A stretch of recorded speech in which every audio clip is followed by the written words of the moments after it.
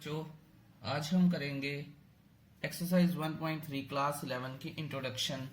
शुरू होती है ये सबसेट्स से। सबसेट्स होता क्या है? देखिए, सबसेट्स नाम से ही क्लियर है। It's a combination of two words, सब और फिर सेट्स। सबसेट्स का मतलब है, सब का मतलब होता है इट्स अ पार्ट ऑफ। सब का मतलब क्या है? Part of. और सेट का मतलब क्या है? Part of set. तो इससे पता चलता है कि सबसेट क्या होता है? A part of a set. I hope ये चीज क्लियर है आपको। हाउएवर, थोड़ा सा इसको और डेप्थ में समझने के लिए मैं आपको एक एग्जांपल देता हूं। मान लीजिए मेरे पास कॉइन्स हैं, 3 कॉइन हैं, 1 रुपी का, 2 रुपी का और 5 रुपी का। एक फादर अपने बच्चों को चॉइस देता है कि आप जो मन करता है, पहले बड़े को, फिर उससे छोटे को, फिर उससे छोटे को, एंड सो ऑन, जितने भी बच्चे हैं, तो उनको चॉइस देता है कि आपका जो मन करता है आप उठा लो। अब बच्चे जो इंटेलिजेंट हैं और +1 के स्टूडेंट हैं, वो क्या करते हैं कि इनके सबसेट्स बनाते हैं। वो सबसेट्स कैसे बनते हैं मैं आपको बताता हूं। वो सोचते हैं कि अगर किसी को सिर्फ 1 रुपए वाला कॉइन ही चाहिए, मान लीजिए अगर किसी को सिर्फ 2 रुपए वाला कॉइन ही चाहिए, मान लीजिए किसी को अगर सिर्फ 5 रुपए वाला कॉइन ही चाहिए, फिर एक थोड़ा सा लालची बच्चा वो कहता है नहीं, अब ऐसा भी हो सकता है कि किसी को 1 रुपए वाला और 2 रुपए वाला कॉइन चाहिए। फिर एक बोलता है कि अगर ऐसा है तो फिर ऐसा भी हो सकता है कि 1 रुपए वाला और 5 रुपए वाला कॉइन चाहिए। बिल्कुल हो सकता है। और अगर ये सब है, फिर ये भी हो सकता है कि कोई 2 रुपए वाला और 5 रुपए वाला चाहिए। कहते ठीक है जी, बिल्कुल सही है। और फिर ये भी हो सकता था कि अगर कोई मान लो कहता है कि मुझे तीनों ही दे दो, ठीक, क्योंकि रिस्ट्रिक्शन तो है नहीं है। और ऐसा भी हो सकता है कि कोई कहता मुझे बिल्कुल ही नहीं चाहिए। बिल्कुल नहीं चाहिए का मतलब ये है एम्प्टी सेट। एम्प्टी सेट का मतलब क्या है? 5। ठीक है, यहां लिखता हूं मैं 5। सो ये सारी चीजें हमारे पास आ जाती हैं। तो आप टोटल देखिएगा, यहाँ पे मैं 2-3 आपको अच्छी चीजें बताऊंगा। सो आप ये देखिए कि 1 is a part of this set, 2 is a part of this set, 5 is a part of this set, even 1 and 2 part of this set, 1 and 5 part of this set, 2 and 5 part of this set, 1, 2 and 5 also part of this set. तो कहने का मतलब क्या है कि question में या इस कॉन्सेप्ट में क्या कह रहा है वो कि every set is a subset of itself. देखिए, entire set is also the subset of entire set. यहां पे एक चीज बन जाती है, एंटायर सेट, ये मतलब ऑफिशियल नहीं है, ये सिर्फ समझाने के लिए लिख रहा हूं मैं। Entire set is a subset of itself. ठीक है, और इसके साथ ही एक और चीज होती है, नथिंग। नथिंग को क्या बोलते हैं हम? Empty set. Empty set is a subset of entire set. ये पूरा का पूरा कॉन्सेप्ट है किसका? सबसेट्स का। इसके बारे में आगे बात करते हैं हम। अब अगर आप देखिए कि ये जो मैंने सारे सेट्स लिखे हैं, इनको मैं कोई भी नाम दे देता हूं।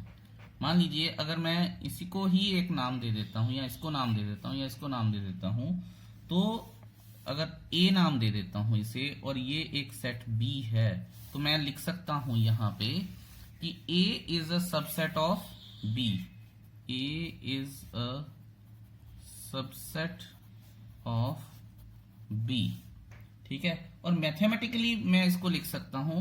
मैथमेटिकली का मतलब मैं आई विल यूज सिंबल। तो सिंबल से मैं क्या लिखूंगा? A is a subset of B. अच्छा, एक और बात समझिएगा यहां पे, ये तो A is a subset of B, अगर मैं ऐसे लिखूं, ठीक है, तो ये नहीं लिखेंगे कि हम उल्टी तरफ से शुरू हो जाएंगे, is a subset of B. अब हम बोलेंगे कि B is a superset of ए।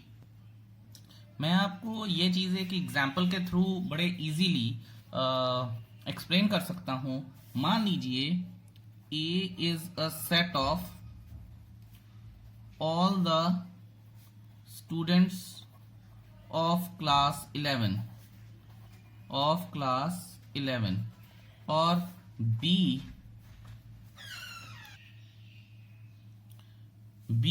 एक सबसेट है, B is a set of all the students in a school। और यहां पे ऑल्दो मैं आपको बता दूं कि यहां पे हम सेम स्कूल की बात कर रहे हैं, जिसमें ये क्लास 11 है और जिसमें ये सेम स्कूल है, ठीक है। तो यहां से हम क्या बात करेंगे कि क्लास 11 स्कूल में आएगी। सो A is a subset of B, इसका ये मतलब होता है। और दूसरी तरह से हम बात कर ही सकते हैं कि B is a superset of A। यहां से हमें ये क्लियर हो जाता है कि A के सारे स्टूडेंट्स B के, A मतलब क्लास 9 लिख दिया मैंने, क्लास 11 के सारे स्टूडेंट्स जो हैं स्कूल में हैं। तो ये जो पार्ट है इस पूरी चीज का पार्ट है, that is why A is a subset of B। I hope that's clear to you. बात करते हैं अब कि सबसेट की कोई प्रॉपर डेफिनेशन भी है हमारे पास या नहीं है।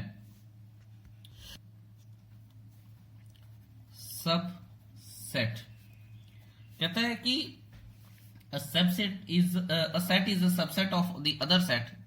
इसको दूसरी तरह से लिखते हैं, a set A is said to be the subset of set B if every element of set A is also an element of set B। I hope ये चीज आपको क्लियर है और जो हमने पहले डिस्कशन की है उससे समझ भी आ गई होगी। और इसके आगे ये लिखा जा सकता है कि A is a subset of B, और यहां से ये याद रखिएगा कि A belongs to A, also A belongs to B। A एक एलिमेंट है, मैं पहले लेक्चर में बता चुका हूं कि जो स्मॉल लेटर है वो एलिमेंट है इस सेट का। अगर A एक छोटे सेट को बिलोंग करता है तो वही A जो है वो सुपर सेट को भी बिलोंग करना चाहिए, तभी ये छोटा सेट और इस बड़े सेट का सबसेट होगा।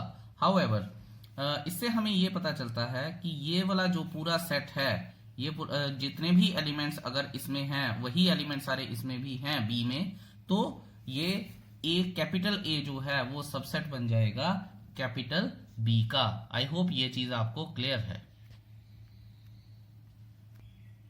यहां से दो रूल निकल जाते हैं। दो रूल क्या हैं कि मैं आपको बताता हूं। If A belongs to A and A belongs to B, ठीक है, और A क्या है, सारे एलिमेंट्स हैं A के, then A is a subset of B। ये है पहला रूल। और दूसरा रूल क्या है, दूसरा रूल देख लेते हैं कि if A is a subset of B then, अब इससे क्या इंप्लाई करेंगी चीजें, देन लिखने की जगह मैं ये लिख सकता हूं A belongs to A and it also implies to A belongs to B। तो आप इसके ऊपर ध्यान से विचार कीजिए, जो भी आपको नहीं समझ में आता है मुझसे जरूर पूछिएगा।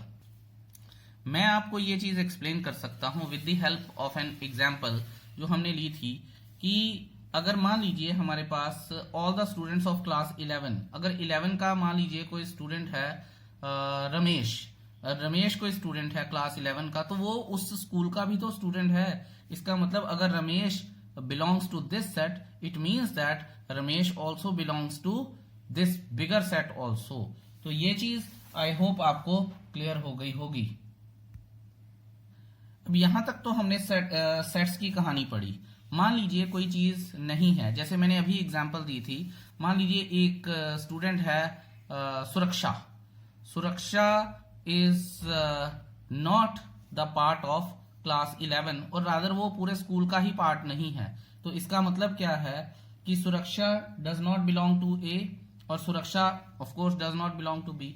अब यहां पे हम ये बात करते हैं एक और कि if a set is not a subset of the other set.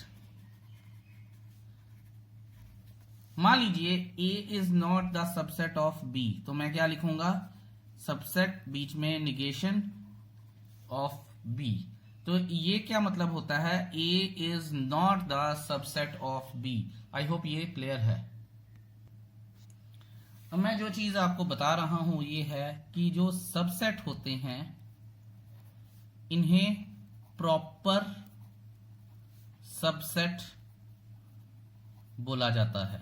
ये एक और नाम होता है, टेक्निकल नाम है, ठीक है। सुपरसेट मैं आपको बता चुका हूं, एम्प्टी सेट मैं आपको बता चुका हूं।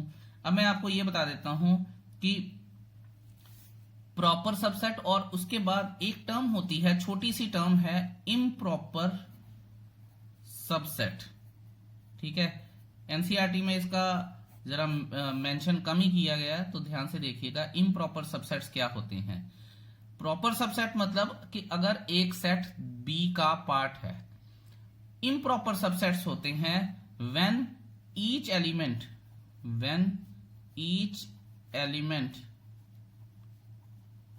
Of one set are equal to each element of the other set. अब आप बोलेंगे सर ये तो इक्वल सेट हो गए, आपने बताए थे, ठीक है, तो इसमें फिर फर्क क्या हुआ? नहीं, मैं फर्क बताऊंगा आपको। यहां पे एक और फर्क है कि when subsets of a set ए, यहां एग्जांपल ले रहा हूं मैं, व्हेन सबसेट्स ऑफ यहां इक्वल सेट से मैं आपको एक और चीज बता दूं कि इक्वल सेट जो होते हैं वही सबसेट्स भी होते हैं। तो यहां से ये इंप्लाई भी करता है कि अगर मैं फर्स्ट सेट को ए मानता हूं और सेकंड सेट को बी मानता हूं तो A will be a subset of B and B will be a subset of A. याद रखेंगे ये कंडीशन कब होती है, when two sets are equal, ठीक है, when A is equal to B. दोनों के दोनों सेट्स जो होते हैं वो इक्वल होते हैं, और जो जब दोनों सेट्स इक्वल होते हैं तो उन्हें बोला जाता है, एक सेट को, जैसे ए यहां इक्वल है तो ए को बोला जाएगा A is the improper subset of B, उसके नीचे ये डंडी लगा दी जाती है, और B is the improper subset of A, उसके नीचे डंडी लगा दी जाती है। तो ये एक मीनिंग है इम्प्रॉपर सबसेट्स का। हाउएवर, अब मैं बात करूंगा आपके साथ सिंगलटन सेट की। सिंगलटन सेट क्या होता है? सिंगलटन सेट ये होता है कि जब एक सेट में सिर्फ एक ही एलिमेंट आए, can if a set has only one element it is called a singleton set। Example देता हूं मैं, right the set of even prime numbers. Example है right the set of even prime numbers. तो even prime numbers कितने होते हैं? एक ही होता है, दो, ठीक है। तो ये क्या बन गया? एग्जाम्पल बन गई सिंगलटन सेट की।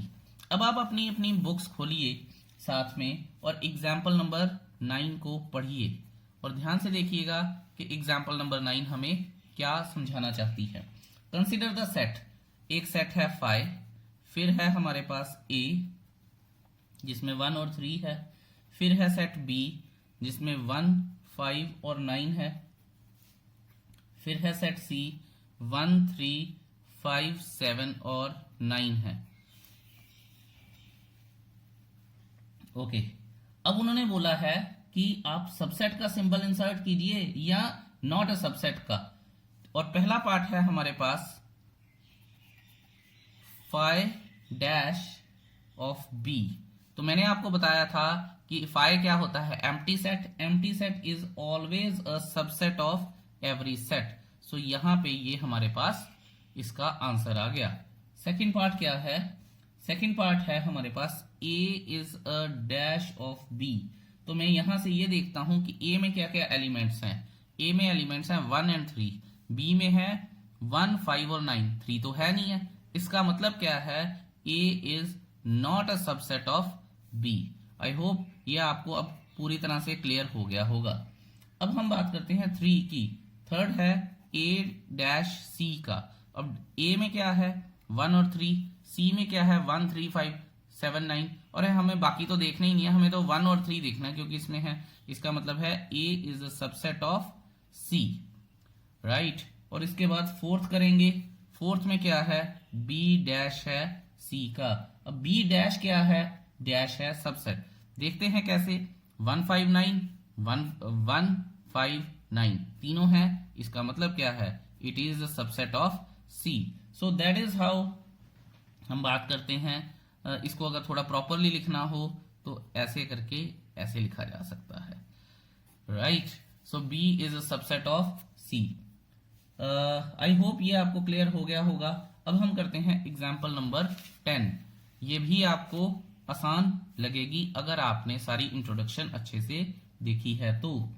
एग्जाम्पल नंबर 10 क्या है, ए क्या है, एक वॉवल्स की सेट है, ए ई आई ओ और यू। और बी हमारे पास क्या है, ए बी सी और डी। अब वो पूछता है हमसे कि ध्यान से देखिए, बड़ी इंपॉर्टेंट चीजें हैं ये। उसने बोला है कि A B belongs to B, ठीक है। आई एम सॉरी, मैं 11th क्वेश्चन की स्टेटमेंट पढ़ गया। उसने बोला है is A a subset of B, if no why is B a subset of A, if no why. तो यहां पे बड़ा आसान है इसका जवाब देना कि A is not a subset of B because every element of A does not belong to B, ठीक है। And B is not a subset of A because every element of B does not belong to A. I hope ये आपको clear है। बहुत आसान था, कुछ सीखना नहीं था। लेकिन 11th एग्जाम्पल जो है इसे बड़े ध्यान से देखिएगा, बहुत ज्यादा कंफ्यूज करती है ये स्टूडेंट्स को। अब इसको आप आराम से पढ़िए। Let me right the statement. चलिए भाई लोगों, स्टेटमेंट मैंने लिख ली है एग्जाम्पल नंबर 11 की। उसने बोला है A B and C are 3 sets, A belongs to B, signs का खास ध्यान रखना है, और B is a subset of C. फिर उसने बोला है is it true that A is a subset of C. बड़े ध्यान से, इत्मीनान से, आराम से समझिएगा, ठीक है। बुक में इसको बहुत कम एक्सप्लेन किया है, तो मैं आपको यहां पे थोड़ा सा एक्सप्लेनेशन देता हूं। ये जो होता है साइन, ये बिलोंग का होता है, बिलोंग्स टू का, ठीक है। और ये साइन है, ये सबसेट का होता है। ये बात तो आपको अभी तक क्लियर हो ही गई होगी। लेकिन इसके बाद जो चीज है वो ये है कि हमें क्या क्या अब देखना पड़ेगा। अगर ये बिलोंग्स टू का है तो याद रखेंगे जो मैं बोल रहा हूं, बिलोंग सिर्फ एलिमेंट्स करते हैं, और एलिमेंट्स क्या होते हैं, सेट्स के अंदर की चीजें। मैं पहले भी बता के आया हूं ये बात। और जो सबसेट होते हैं वो एक सेट ही दूसरे का सबसेट हो सकता है। अब यहां पे तो बच्चे बोलते हैं सर ये तो कैपिटल है तो ये तो सेट हुआ। देखिए, अब अगर ये एक सेट है तो ये दूसरे सेट के लिए एलिमेंट बन सकता है। वो कैसे बनेगा वो मैं आपको बता रहा हूं। देखिए, मान लीजिए मेरे पास सेट है ये अब एक सेट है, प्रॉपर डेफिनेशन है सेट की, ठीक है। कर्ली ब्रैकेट में है, उसमें एलिमेंट है। अब मैं एक सेट बी लिख रहा हूं, ध्यान से देखिएगा। सेट बी लिख रहा हूं मैं। अब सेट बी के अंदर मैं एलिमेंट्स लिखूंगा, ठीक है। तो मैं सेट के अंदर एक सेट लिख रहा हूं। तो यहां से ये अगर मैं ये देखूं तो ये ए है, लेकिन अगर यहां कैपिटल ए बनाऊंगा तो वो क्या हो जाएगा, वो एलिमेंट हो जाएगा सेट बी का। ये बात आप खास ध्यान रखेंगे, ठीक है। सो इसका मतलब क्या है, यहां से मैंने एक चीज क्लियर कर दी कि A बिलोंग्स टू B, मतलब क्या है, A is an element of set B। यहां पे सेट A भी बोल सकते हैं, set A is an element of set B, ठीक है। और फिर उसने बोला है आगे तीसरी जो ये कंडीशन दे दी है हमें कि B is a subset of C। अब इसके लिए भी मुझे कुछ ना कुछ तैयारी करनी पड़ेगी, तो मैं क्या करता हूं, C सेट को लिखता हूं। अब ये एक पूरा सेट है, इसका मतलब है सबसेट की हमने डेफिनेशन ही ये की थी कि जब उसके सारे एलिमेंट्स जो होते हैं वो दूसरे सेट में आ जाते हैं तो वो सबसेट बन जाता है। तो इसलिए मुझे ये तो पूरा प्रॉपर ही लिखना पड़ेगा। ये बन गया मेरे पास, ये पूरा का पूरा सेट इसके अंदर आ गया, एलिमेंट्स इसके सारे इसके अंदर आ गए, ठीक है। ये वाला एलिमेंट था इसके अंदर चला गया, ये एलिमेंट था इसके अंदर चला गया। और मान लीजिए मैं एक ऐसे कर देता हूं। अब यहां से आप देखेंगे कि क्वेश्चन उसने हमसे ये पूछा है कि is A a subset of C. तो ध्यान रखेंगे और बड़े ध्यान से सुनिएगा भी कि ए जो है वो सबसेट सी का नहीं है। ए क्या बन रहा है, यहां पे आप ये देखिए कि ए जो है ये ब्रैकेट है, इसके अंदर गई है हमारे पास। तो इससे हमें ये पता चला है सबसेट होने के लिए ये चीज एलिमेंट होनी चाहिए। एलिमेंट है, अगर ये एलिमेंट अगर है तो फिर ये इसका सबसेट नहीं हो सकती। इसके बारे में और भी बात करेंगे हम, मैं आपको ये प्रॉपरली एक्सप्लेन करूंगा। चलिए नेक्स्ट पेज पे चलते हैं, ठीक है। नेक्स्ट पेज पे स्वागत है आपका। अब मैंने ये सारी चीजें लिख ली हैं। अब हमारी बात हो रही थी कि why A is not a subset of B. देखिएगा ध्यान से, मैंने आपको बताया था कि एक सेट ही बी का सबसेट होता है, एक सेट ही दूसरे सेट का सबसेट हो सकता है, और जो सेट है वो हमेशा कर्ली ब्रैकेट में आएगा। अब मैं आपको एक चीज बताता हूं, मैं सी के सबसेट्स लिखता हूं सारे।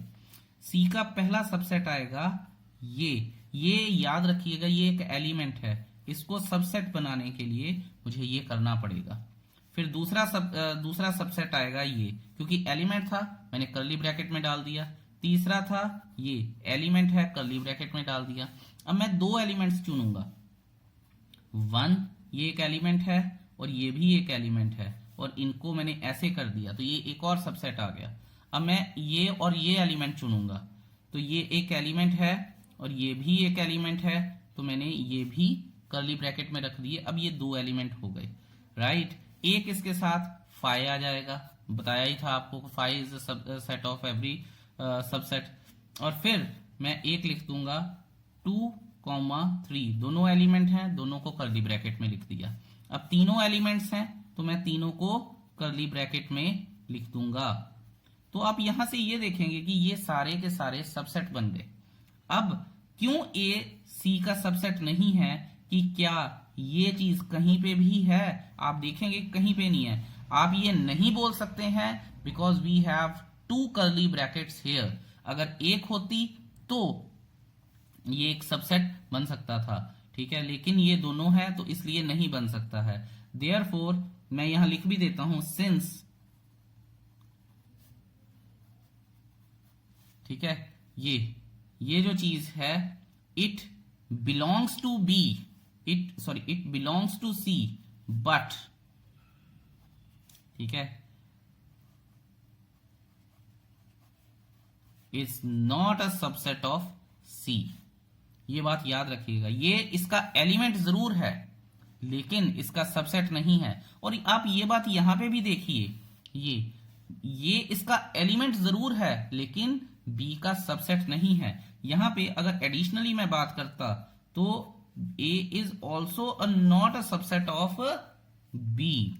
एक बात याद रखिएगा, क्योंकि अगर आप बी के सबसेट्स भी देखेंगे, यहां मैं लिखता हूं सबसेट्स ऑफ बी, अगर आप ये भी देखेंगे तो एलिमेंट है ये और इसको कर्ली ब्रैकेट में लिखना पड़ेगा। एलिमेंट है ये, कर्ली ब्रैकेट में लिखना पड़ेगा, सॉरी।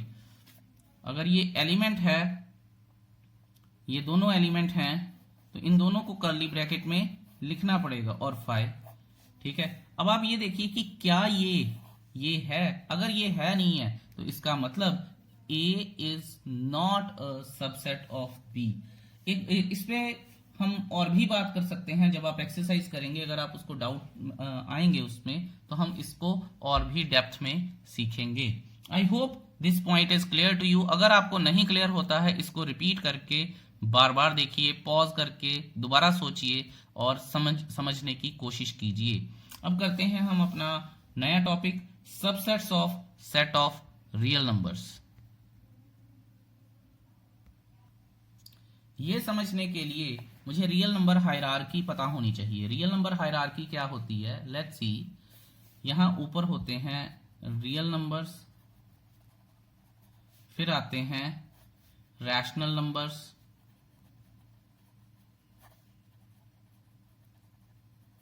फिर आते हैं इररैशनल नंबर्स,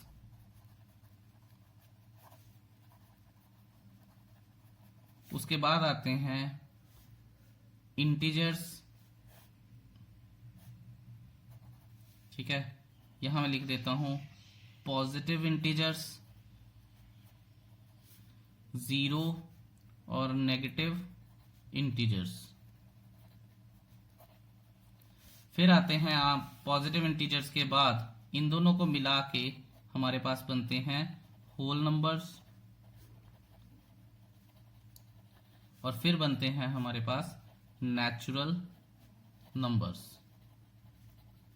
इन सब के मैं साइन भी लिख देता हूं। नेचुरल नंबर का साइन एल होता है, होल नंबर का एन होता है, होल नंबर का डब्ल्यू होता है। पॉजिटिव इंटीजर्स को जेड प्लस बोलते हैं, नेगेटिव इंटीजर्स को जेड नेगेटिव बोलते हैं, जीरो का कोई साइन होता नहीं है। रैशनल नंबर्स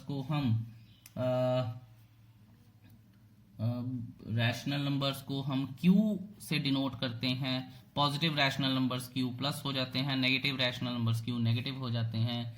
इररैशनल नंबर्स को हम टी से रिप्रेजेंट करते हैं, और जो रियल नंबर्स होते हैं उन्हें हम आर से रिप्रेजेंट करते हैं। ये है हमारे पास रियल नंबर हायरार्की। अब आप ये देखिए कि ये कैसे एक दूसरे के सबसेट्स बनेंगे। Natural numbers are the subset of whole numbers, whole numbers are the subsets of integers, integers are the subset of rational numbers, rational numbers are the subset of real numbers. और यहाँ पे एक और बात भी हो सकती है कि जो अलग से होता है वो है कि irrational numbers are the subset of real numbers, but no natural or irrational numbers or integers, let's say integers are not the subset of irrational numbers। ये चीज का आप ख्याल रखिएगा। मैं फ्रेम का थोड़ा सा ध्यान भूल गया, sorry for that. So I hope ये आपको क्लियर होगा। अब हम अगला टॉपिक कर रहे हैं, intervals as subsets of R. R means real numbers. इसमें मैं आपको बताता हूं कि हमारे पास क्या क्या रिक्वायरमेंट्स होती हैं। एक होता है, अभी पूरा एक्सप्लेन करते हैं इसे। पहला जो हमारे पास पार्ट आता है वो होता है ओपन कॉमा ओपन इंटरवल। दूसरा हमारे पास जो पार्ट आता है वो होता है ओपन कॉमा क्लोज इंटरवल। तीसरा जो हमारे पास पार्ट आता है वो ये होता है क्लोज कॉमा ओपन इंटरवल। और चौथा जो हमारे पास पार्ट आता है वो होता है क्लोज कॉमा क्लोज इंटरवल। अब साइंस की बात करते हैं। क्लोज इंटरवल का साइन होता है ये, दैट्स स्क्वायर ब्रैकेट, ये क्लोज इंटरवल का साइन होता है। ओपन इंटरवल का साइन होता है ये, और अगर क्लोज और ओपन है तो ऐसे लगता है। इनकी सिग्निफिकेंस क्या है वो बात करते हैं। यहां पे ओपन और ओपन का साइन होता है ये, दोनों ओपन है।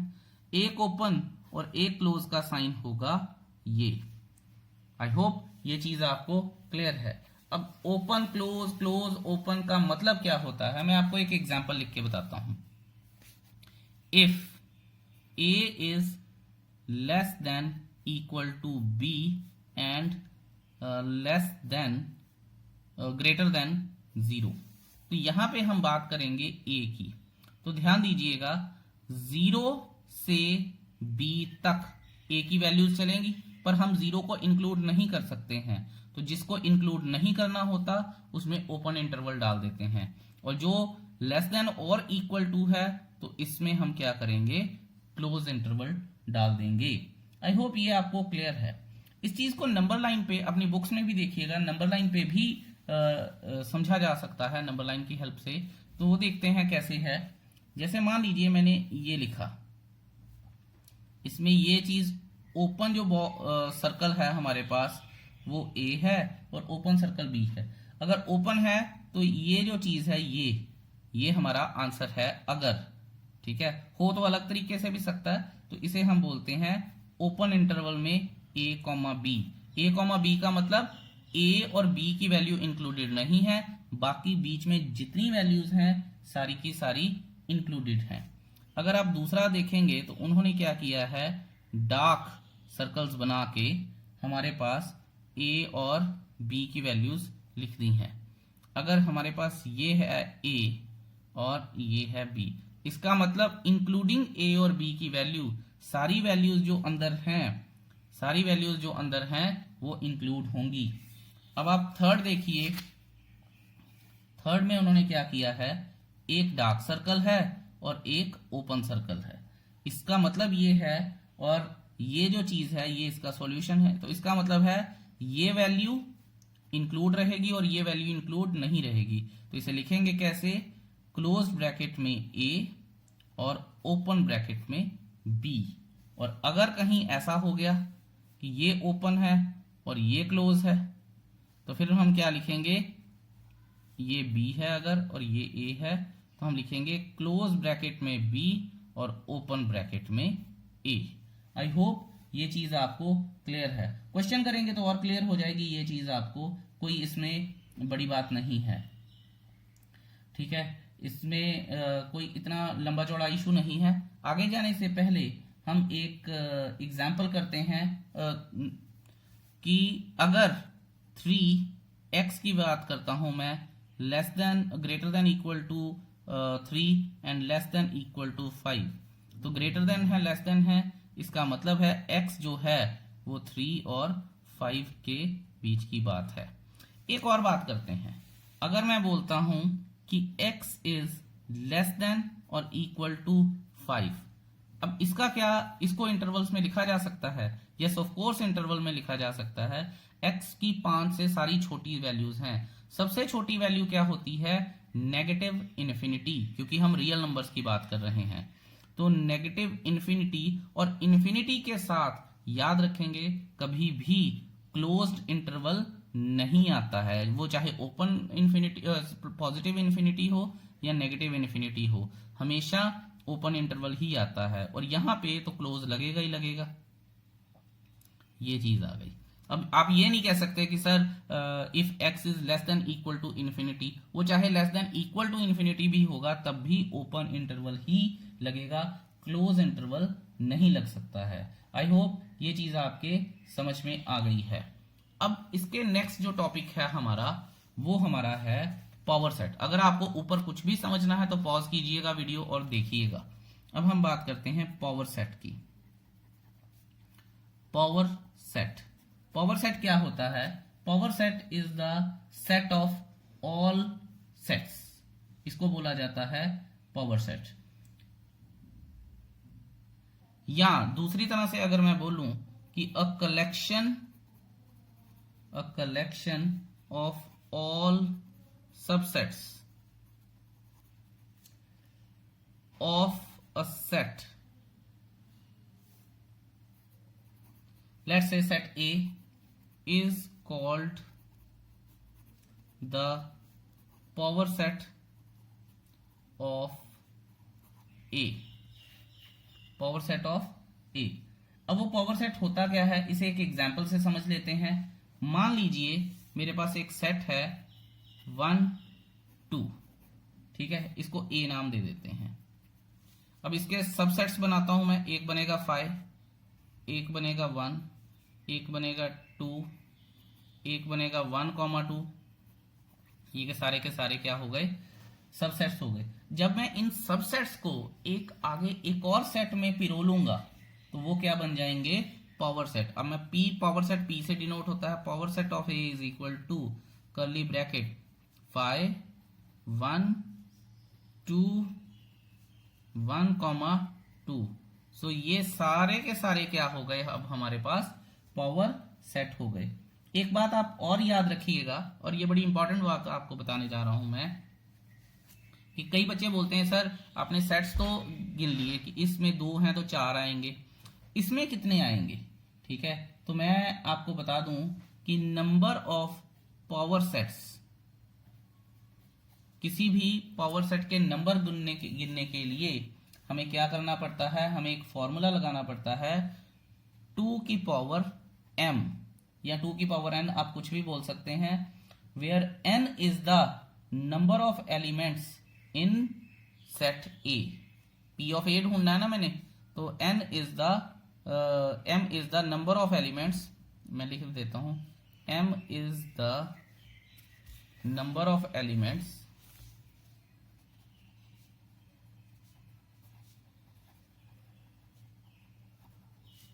इन सेट ए। इसको ऐसे भी लिखा जा सकता है, m is n of a, ऐसे भी लिखा जा सकता है। सो n ऑफ a क्या है हमारे पास, अब हम यहां से ये देख लेते हैं, n ऑफ a हमारे पास थे 2 एलिमेंट्स।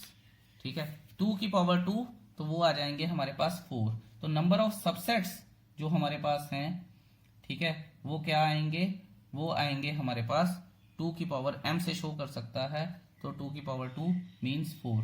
सो जो पावर सेट में जो हमारे पास एलिमेंट्स रहेंगे वो 4 रहेंगे। आई होप ये चीज आपको क्लियर है। कोई भी डाउट हो मुझसे जरूर डिस्कस कीजिएगा। अब चलते हैं हम अपने नेक्स्ट पेज पे, इस टॉपिक का इस एक्सरसाइज का लास्ट टॉपिक करते हैं, universal set. Very easy.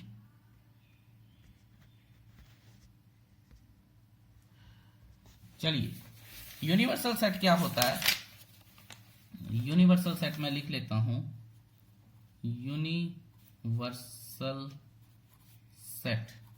Universal set नाम से ही बड़ा इजीली क्लियर हो जाता है कि एक यूनिवर्स सेट का, लेकिन इसमें एक ही चीज समझने वाली होती है हमारे पास, ज्यादा लंबा चौड़ा काम तो है नहीं है। एक ही चीज समझने वाली होती है कि ये कॉन्टेक्स्ट बेस्ड होता है, कि जिस कॉन्टेक्स्ट में मैं बात करता हूं उसके यूनिवर्स का। जैसे मान लीजिए मैंने ट्राइंगल्स की बात की, तो इसका यूनिवर्स सेट जो होगा वो होगा सेट ऑफ ऑल पॉलीगन्स। मान लीजिए मैंने नेचुरल नंबर्स की बात की, तो इसका जो यूनिवर्स सेट होगा वो होगा सेट ऑफ रियल नंबर्स। ये नहीं मैं कह सकता कि सारी दुनिया के सेट मैंने इकट्ठे कर लिए और एक चीज में डाल दिए और वो बन जाता है हमारे पास क्या नाम है, यूनिवर्सल सेट। यूनिवर्सल सेट ऐसे नहीं बनता है। ठीक है, यूनिवर्सल सेट जो मैंने आपको बताया है ये कॉन्टेक्स्ट बेस्ड होता है। जैसे मैं इंटीजर्स की बात करता हूं, तो इसका जो यूनिवर्सल सेट होगा वो सेट ऑफ रियल नंबर्स होगा। ठीक है, जैसे मान लीजिए मैं किसी कंट्री के ह्यूमन बीइंग्स की बात करता हूं, तो उसका यूनिवर्सल सेट क्या है, उसका यूनिवर्सल सेट है all the people in the world residing in that country और वर्ल्ड। ठीक है, तो वो उसका यूनिवर्सल सेट होगा। It's a very very easy concept, just मैंने आपको बताना ही था। Exercise 1.3 is your homework. इसमें ऑफ कोर्स कुछ डाउट्स आएंगे जो आप मुझसे पूछेंगे। Thank you so much for watching the video. Have a beautiful day ahead. Bye bye.